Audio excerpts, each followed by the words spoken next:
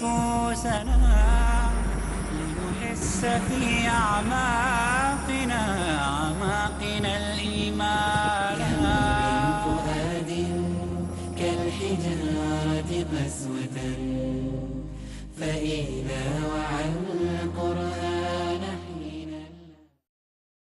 حضور کے قلب مبارک پر جو کیفیت ہوئی ہوگی جب حضرت حمزہ کی آزا بریدہ لاش آئی ہے سامنے، کیا قلب مبارک پر بیت رہی ہوگی جب آپ کے زبان مبارک سے یہ الفاظ نکل گئے، اما حمزہ فلا بواکی لہو، ہائے حمزہ کے لیے تو کوئی رونے والی بھی نہیں ہے. یا کیا کیفیت ہوگی جب حضرت فاطمہ رضی اللہ تعالی عنہ آئی ہیں، ابا جان دیکھیے یہ میرے ہاتھوں میں گٹے پڑے ہوئے ہیں چکی چلا چلا کر، اور یہ میرے کندھے کے اوپر بدی پڑی ہوئی ہے، مشکیزہ میں لے کر آتی ہوں، پانی بھر کر لے کر آتی، مجھے بھی کوئی کنیز کوئی غلام عطا ہو جائے تاکہ یہ میرے گھر کے کام کاج میں میرا مدد کر دے، میرا ہاتھ بٹا دے. فرمایا حضور نے نہیں بیٹی یہ چیزیں ہمارے لیے نہیں، میں تمہیں اس سے بہتر شے دیتا ہوں. ہر نماز کے بعد 33 مرتبہ سبحان اللہ، 33 مرتبہ الحمدللہ، 33 یا 34 مرتبہ اللہ اکبر کہہ لیا کرو. لیکن کیا قلب پر گزری ہوگی. فاطمہ تو بضعۃ منی، فاطمہ میرے جگر کا ٹکڑا ہے.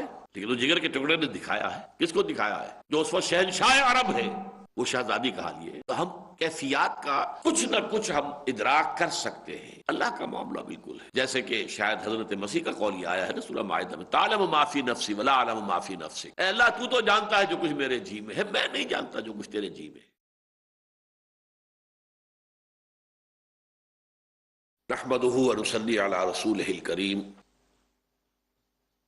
اما بعد فاعوذ باللہ من الشیطان الرجیم، بسم اللہ الرحمن الرحیم. ان اللہ اصطفى آدم ونوحا وآل ابراہیم وآل عمران علی العالمین ذریۃ بعضها من بعض واللہ سمیع علیم. اذ قالت امرأة عمران رب انی نذرت لك ما في بطنی محررا فتقبل منی انك انت السمیع العلیم. فلما وضعتها قالت رب انی وضعتها انثى والله اعلم بما وضعت وليس الذكر كالانثى وانی سميتها مریم وانی اعيذها بك وذريتها من الشيطان الرجیم. فتقبلها ربها بقبول حسن وانبتها نباتا حسنا وكفلها زكريا. كلما دخل عليها زكريا المحراب وجد عندها رزقا قال يا مريم أنى لك هذا قالت هو من عند الله إن الله يرزق من يشاء بغير حساب. رب اشرح لي صدري ويسر لي أمري واحلل عقدة من لساني يفقهوا قولي. سورہ آل عمران کے بارے میں بھی جیسے کہ سورہ بقرہ میں ہم نے دیکھا تھا، یہ بات دوبارہ ذہن میں تازہ کر لیجئے کہ یہ دونوں صورتیں نصفین پر مشتمل ہیں. تقریباً آدھی آدھی دو صورتیں جو ہیں ان میں اس طریقے سے تقسیم ہوتی ہے کہ نصف اول اس میں خطاب اکثر و بیشتر خطاب کا رخ جو ہے سابقہ امت مسلمہ کی طرف، اور نصف ثانی اس میں خطاب موجودہ امت مسلمہ یعنی امت محمد صلی اللہ علیہ وسلم. اب جو سابقہ امت ہے وہ دو حصوں میں منقسم ہو چکی تھی، یہود اور نصارہ. اگرچہ ایک اعتبار سے وہ ایک کی امت ہے، ایک ہی کتاب کے ماننے والے، ایک ہی شریعت ان کے لیے تھی، لیکن بہرحال دو حصوں میں منقسم تھے، یہودی اور نصرانی. تو ہم نے سورہ بقرہ میں دیکھا کہ 10 رکوع مسلسل آئے کہ جن میں یہود سے یا بنی اسرائیل خطاب ہوا ہے.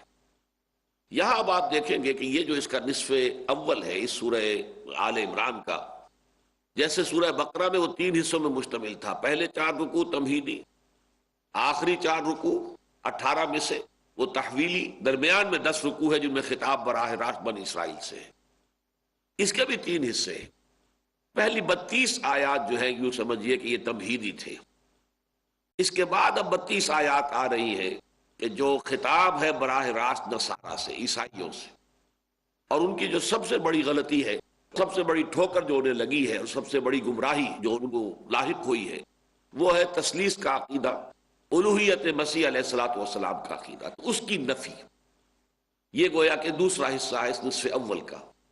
تیسرے حصے میں پھر خطاب جو ہے وہ دونوں سابقہ امت مسلمہ کے دونوں حصوں سے مشترک طور پر ہوگا، یعنی یہود سے بھی اور نصارہ سے بھی.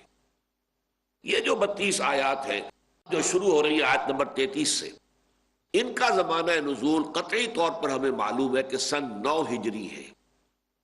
جیسے سورہ بقرہ میں بھی ہم نے دیکھا کہ جو حرمت سود کی آیات ہے وہ سن 9 ہجری میں نازل ہوئی ہے. اکثر و بیشتر حصہ جو ہے وہ سورہ بقرہ کا ہجرت کے فوراً بعد سے لے کر غزوہ بدر کے آغاز تک، یعنی یہ زمانہ ہے کہ جس میں یہ صورت نازل ہوئی. لیکن استثناءات ہیں. جو حرمت سود، حرمت ربا کی آیات ہے وہ سن 9 ہجری کی. اسی طرح یہ سورہ مبارکہ جو ہے سورہ آل عمران، یہ اکثر و بیشتر سن 3 ہجری میں نازل ہوئی ہے.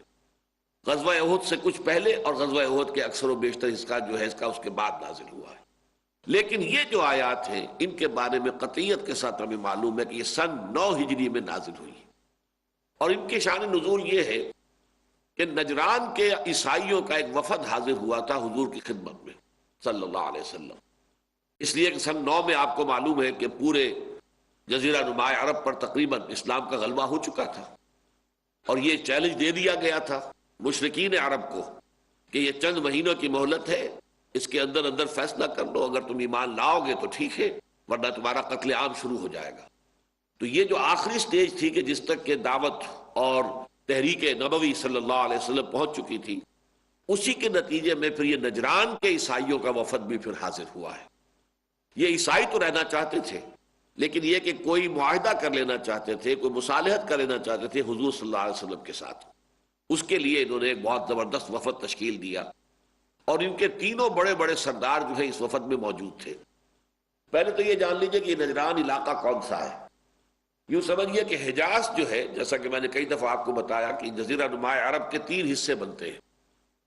ایک ہے کہ جو مغربی ساحل کے ساتھ ساتھ میدانی علاقہ، یہ تہامہ کہلاتا ہے، شمالاً جنوباً تہامہ.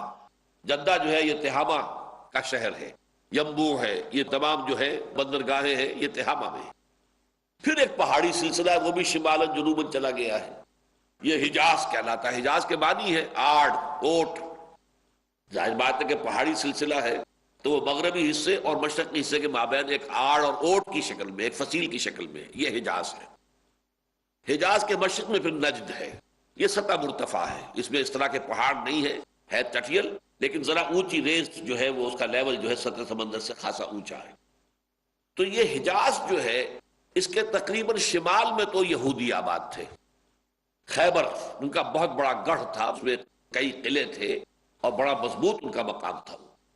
وہ حضور صلی اللہ علیہ وسلم نے سن 7 ہجری میں اس کو فتح کر لیا، لہذا وہ رجسٹر تو ختم ہو گئی. لیکن اس حجاز کے جنوب میں یہ عیسائیوں کا گڑھ تھا.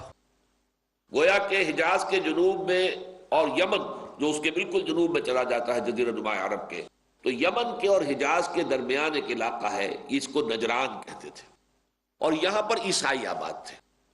تقریباً 73 ان کی بستیاں تھیں، مختلف چھوٹے چھوٹے شہر کہہ لیں، چھوٹی چھوٹی بستیاں، قریے کہہ لیں، 73. اور ان میں 1.5-2 لاکھ کے قریب افراد ایسے تھے کہ جو جنگ کے قابل تھے. یعنی باقی آبادی کل کتنی ہوگی؟ وہ آپ 6-7 لاکھ تو کم سے کم آبادی ہوگی، جن میں سے کہ 1.5 لاکھ افراد ایسے نکل آئے کہ جو جنگ کی صلاحیت رکھتے ہوں. اور یہ لوگ جو ہے عیسائی تھے اور سلطنت روما کے تابع تھے، اس لیے کہ کچھ ہی عرصے پہلے اس یمن میں ایک مرتبہ حکومت یہودیوں کے قائم ہو گئی تھی. ذو نواس یہودی جو ہے اس نے پھر نجران کے عیسائیوں کا قتل عام کیا تھا، اور آگ کے بڑے بڑے جو ہے الاؤ جلا کر، اور ان میں بہت سے عیسائیوں کو جو کہ موحدین تھے اس وقت تک، ابھی ان کے ہاں وہ جو گراوٹ تھی عقائد کی وہ نہیں آئی تھی، تو ان کو انہوں نے جلایا تھا.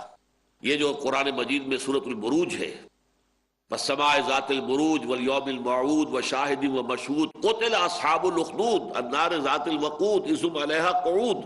تو یہ در حقیقت واقعہ ہے جو کچھ ہی عرصے پہلے ہوا تھا کہ یمن کے یہودی بادشاہ نے نجران کے عیسائیوں پر یہ ظلم و ستم کے پہاڑ توڑے اور بہت بڑی تعداد میں انہیں زندہ جلایا. اس کی خبر جب سلطنت روما کو پہنچی ہے تو سلطنت روما نے پھر چونکہ اس کا باج گزار تھا یہ جو حبشہ کی حکومت تھی عیسائی، اس کو حکم دیا کہ تم یمن پر حملہ کرو اور سزا دو اس کو ذو نواس کو کہ جو اس نے عیسائیوں کے ساتھ معاملہ کیا ہے. لہذا انہوں نے حملہ کیا، اور اس کے بعد سے اب یمن جو ہے وہ عیسائیت کا گڑھ بن گیا. یمن جو ہے وہ ایک صوبہ بن گیا تھا حبشہ کی حکومت کا، تو عیسائیت کا گڑھ تھا. تو اس سے نجران جو ہے اس کے عیسائیوں کو بھی ایک سپورٹ حاصل ہو گئی اور انہیں خاصی ترقی ہوئی، مضبوط ہو گئے اپنی جگہ پر. یہی یمن کے عیسائی تھے جن میں پھر وہ ابرہہ ایک گورنر تھا جس نے کوشش کی تھی کہ خانہ کعبہ کو منہدم کر دے، اور بہت بڑی فوج لے کر آیا تھا اور اس کے ساتھ ہاتھی بھی تھے. تو اصحاب الفیل کا واقعہ جو ہے، الم تری کیف فعل ربک باصحاب الفیل الم یجعل کیدہ فی تضلیل وارسل علیہم طیرا ابابیل، وہ یہی یمن کے عیسائی جو تھا اس وقت کا گورنر ابرہہ، وہ تھا کہ جو فوج لے کر آیا تھا. بہرحال اب صورتحال یہ تھی کہ نجران کے عیسائیوں کا یہ وفد جو ہے خود چل کر آیا ہے حضور کے پاس. ان کے 3 بڑے بڑے سردار تھے. عجیب بات ہے کہ جیسے عیسائیت میں تسلیس آ چکی تھی اب، اسی طرح ان کی قیادت بھی ایک تسلیس کی شکل میں تھی. ایک ان کا سیاسی جو سردار تھا وہ تھا عبد المسیح عاقب. سماجی سطح پر جو ان کا تھا وہ احم السید تھا. اور جو لاٹ پادری تھا، جو مذہبی ان کا قائد تھا، وہ ابو حارثہ ابن علقمہ تھا.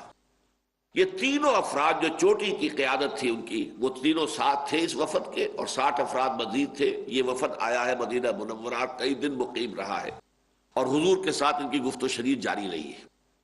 لیکن بعض روایات سے یہ معلوم ہوتا ہے کہ یہ پہلے ہی سے یہ جو ابو حارثہ ابن علقمہ جو ان کا لاٹ پادری ہے، یہ اصل میں تھا عرب ہی. یہ بنو بکر ابن وائل کے قبیلے سے تھا، جس نے کہ عیسائیت اختیار کی اور پھر عیسائیت میں اس نے بڑا علم حاصل کیا اور بڑا مقام حاصل کر لیا، اور سلطنت روما نے اس کی خدمات کو سراہا، اس کا ایک بہت اونچا مقام اور مرتبہ قرار دیا. تو یہ ابو حارثہ ابن علقمہ جو ہے، یہ دل میں قائل ہو چکا تھا کہ محمد صلی اللہ علیہ وسلم اللہ کے رسول ہے، جیسے ہرقل خود قائل ہو چکا تھا. صرف وہ یہ چاہتا تھا کہ جیسے 300 برس پہلے پوری سلطنت روما جو ہے وہ عیسائی ہو گئی تھی، وہ اپنا جو بھی بت پرستی کا مذہب چھوڑ کر سن 300 عیسوی میں جو کانسٹنٹائن تھا، قسطنطین جو کہ رومن ایمپرر تھا، اس نے یہ مسیحیت اختیار کی اور پوری سلطنت روما جو عیسائی ہو گئی. تو ہرقل یہ چاہتا تھا، ہیرکلیس جس کو کہتے ہیں، ہرقل اعظم، وہ یہ چاہتا تھا کہ اس وقت بھی ہماری پوری سلطنت اگر اسلام قبول کر لے تاکہ میرا مقام برقرار رہے، میری سلطنت جو ہے چھوٹنے نہ پائے. اگر میں اکیلا قبول کرتا ہوں اسلام اور میری مملکت قبول نہیں کرتی تو اس کا مطلب یہ ہے کہ میری بادشاہت ختم ہو جائے گی، مجھے اس کو چھوڑنا پڑے گا. تو وہ بادشاہت کی جو ہے یوں سمجھیے کہ پاؤں میں جو بیڑی پڑی ہوئی تھی، اس نے اس کو روکا، ورنہ وہ پہچان چکا تھا حضور کو صلی اللہ علیہ وسلم کی اللہ کے نبی ہے. وہ کافی بڑا عالم تھا کتاب کا، تورات کا اور انجیل کا. اسی طریقے سے یہ ابو حارثہ ابن علقمہ بھی تھا، یہ بھی دل میں جانتا تھا. چنانچہ ایک واقعہ نقل ہوا کہ جب یہ جا رہے تھے سفر پر، مدینہ کی طرف آ رہے تھے نجران سے، تو اس کا ایک چھوٹا بھائی بھی جو اس کے ساتھ تھا، اس کا نام ہے قرز بن علقمہ. یہ دونوں اپنی اپنی سواریوں پر ساتھ ساتھ چل رہے تھے کہ قرز کی سواری نے، گھوڑا یا اونٹ جو بھی وہ تھا، اس نے ٹھوکر کھائی. اس پر اس کی زبان سے نکلا تعس الابعد، ہلاک ہو جائے وہ دور والا. وہ دور والا ابعد، ابد سے اشارہ حضور کی طرف کر رہا تھا، گویا کہ بددعا دی اس نے حضور کو صلی اللہ علیہ وسلم، معاذ اللہ کہ وہ برباد ہو جائے. اقرأ أخيا ورتل القرآن. ہر دور میں بڑھاتا جو مومن کی شان ہے، پیغام حق سمیٹے ہمارا قرآن ہے. اقیم الصلاح، نماز کو قائم رکھو، نماز کو قائم رکھو. اول و آخر جس شے کا ذکر ہے وہ ہے نماز. ڈاکٹر عارف رشید اسرا. کسی بھی مسلمان فرد کی زندگی کے اندر جو نمایاں ترین شے نظر آنی چاہیے وہ نماز کا معاملہ ہے. ضروری ہے جس کا احترام، جو قرآن میں فرمایا گیا اقیم الصلاۃ لذکری، نماز کو قائم رکھو تاکہ تمہارا دل میری یاد سے بسا رہے. لازمی ہے جس پر عمل. نماز تو وہ شے ہے کہ جو ہر فحش کام سے، ہر بے حیائی کے کام سے اور منکرات سے، گناہوں سے روکنے والی ہے. کامیابی ہے جس کی پناہ میں. الذین هم فی صلاتهم خاشعون، وہ لوگ کہ جو اپنی نمازوں کے اندر خشوع و خضوع اختیار کرنے والے ہیں. دنیا کو گمراہی سے نکالنے کے لیے رب نے اتارا کلام، قرآن کا پیغام. آج شام 4 بجے اور دوبارہ صبح 4:30 بجے انڈیا میں پیس ٹی وی اردو پر.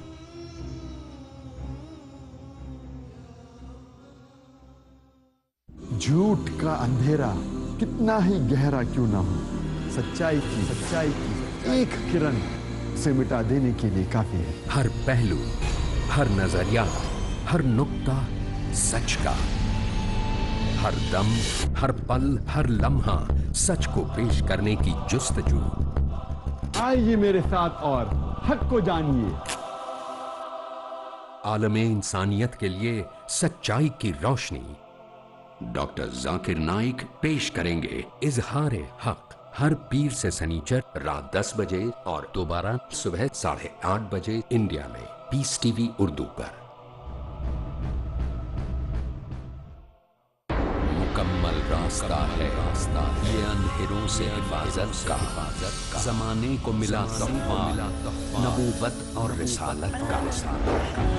अल्लाह ताला नबियों पर वही करता है और नबी आकर दुनिया को बताते हैं जब जब हुक्म इलाही को दरकिनार किया गया, जब जब बुराइयां अच्छाइयों पर हावी हुई, कि अल्लाह कौन है और इस कायनात में इंसान का क्या किरदार होना चाहिए।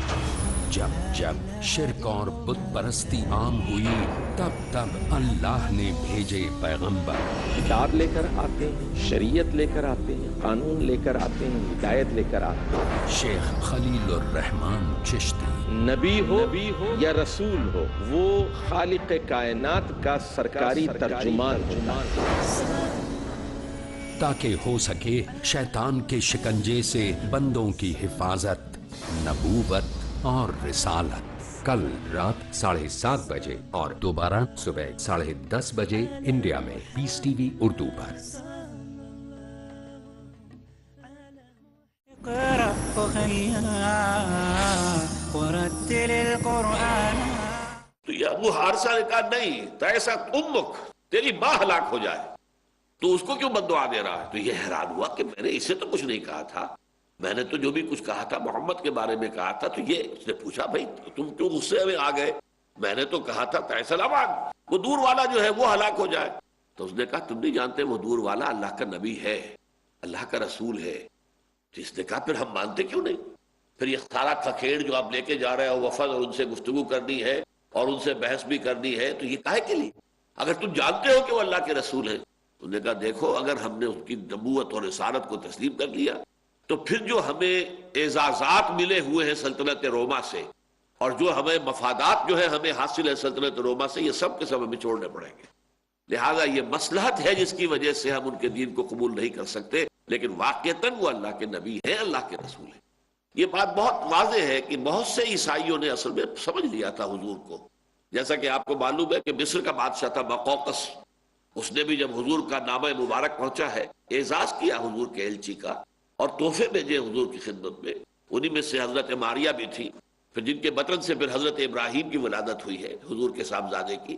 یہ وہاں سے وہ دلدل جو گھوڑا ہے وہ بھی وہیں سے آیا تھا، اس نے تحفے کے طور پر بھیجا تھا۔ نجاشی تو ایمان لے ہی آئے تھے۔ اسی طریقے سے عیسائیوں کا معاملہ یہ تھا کہ چونکہ فصل بہت کم تھا، ابھی 600 برس ہی گزرے تھے نا حضرت مسیح علیہ السلام کو، لہذا ابھی تک عیسائیت میں وہ بحیرہ راہب بھی عیسائی ہی تھا نا، جس نے بچپن میں حضور کو پہچان لیا تھا، اور ابو طالب سے کہا تھا کہ اس بچے کی ذرا جو ہے حفاظت رکھنا، اس لیے کہ یہودی اس کے ساتھ دشمنی کریں گے، اسے کوئی نقصان نہ پہنچا دے۔ حالانکہ اس وقت حضور بالکل بچپنے کی کیفیت میں تھے اور اپنے چچا کے ساتھ گئے ہوئے تھے وہ قافلے کے ساتھ، اور ایک عیسائی راہب تھا جس کے ذریعے سے حضرت سلمان فارسی کو ہدایت نصیب ہوئی، کہ اس نے کہا تھا کہ ہاں جنوب کی سرزمین کی طرف میرا علم مجھے یہ بتاتا ہے کہ آخری نبوت اور رسالت کا ظہور ہونے والا ہے، قریب ہے، لہذا جاؤ ٹرائی یور لک، جاؤ شاید اللہ تمہیں ان کے قدموں تک پہنچا دے۔ تب یہ جنوب کا سفر شام سے شروع کیا ہے حضرت سلمان فارسی نے قافلے میں، اس قافلے پر ڈاکوؤں کا حملہ ہوا، انہیں گرفتار کیا گیا، غلام بنا لیا گیا، غلام بنا کر بیچا گیا تو مدینے کے ایک یہودی تاجر نے خرید لیا۔ اس طریقے سے اللہ نے حضرت سلمان فارسی کو مدینے پہنچا دیا، لیکن مدینے میں آ کر اب ظاہر بات ہے کہ ان کے پاؤں میں بیڑیاں پڑی ہوئی ہیں غلامی کی، اب وہ خود حرکت نہیں کر سکتے، لیکن سن رہے ہیں کہ آپ مکے میں کسی نے دعویٰ کیا ہے نبوت کا، کوئی چرچا ہے، لیکن جا نہیں سکتے، یہاں تک کہ حضور خود مدینے تشریف لے آئے۔ بہرحال یہ میں نے چند واقعات آپ کو بتایا کہ عیسائیت کا رد عمل جو ہے اسلام کے بارے میں بہت مختلف تھا یہودیت کے مقابلے میں۔ پہچان یہود نے بھی لیا، لیکن ان میں دشمنی، اناد اور ان میں جو ہے ہٹ دھرمی جو ہے وہ بڑھتی چلی گئی۔ لیکن انہوں نے یہ ہے کہ بہرحال جس نے قبول کیا قبول کیا، نہیں بھی کیا تب بھی یہ کہ ایک درمیانہ اور معتدل سی روش انہوں نے اختیار کی۔ تو یہ ابو حارثہ ابن علقمہ بھی جانتا تھا، پہچانتا تھا، لیکن یہاں آ کر پھر وہ رد و قضا جو بھی ہوئی ہے اس کی بڑی لمبی تفاصیل ہے، اس میں نہیں جا سکتا۔ بالآخر اس میں پھر حضور نے جب کئی دن کی گفتگو جاری رہی تو پھر مباہلے کا چیلنج کیا حضور نے، یہ ہم پڑھ لیں گے ان صورت کے اندر آ جائے گا کہ مباہلہ یہ ہوتا ہے کہ جب دلائل وغیرہ دو فریق دے چکے میں یہ سمجھوں کہ میں اپنی بات واضح کر چکا، اور مجھے یہ بھی احساس ہو کہ یہ دل میں مان چکا ہے کہ ہاں بات اسی کی صحیح ہے، لیکن ہٹ دھرمی کی وجہ سے نہیں مان رہا، تو پھر میں مباہلے کا چیلنج دوں گا کہ آؤ اچھا جمع ہو جاتے ہیں ہم، اور ہم بیٹھ کر دعا کرتے ہیں اللہ سے، اور گڑ گڑا کر دعا کرے اللہ جو ہم میں سے جھوٹا ہے اس پر تیری لعنت نازل ہو جائے۔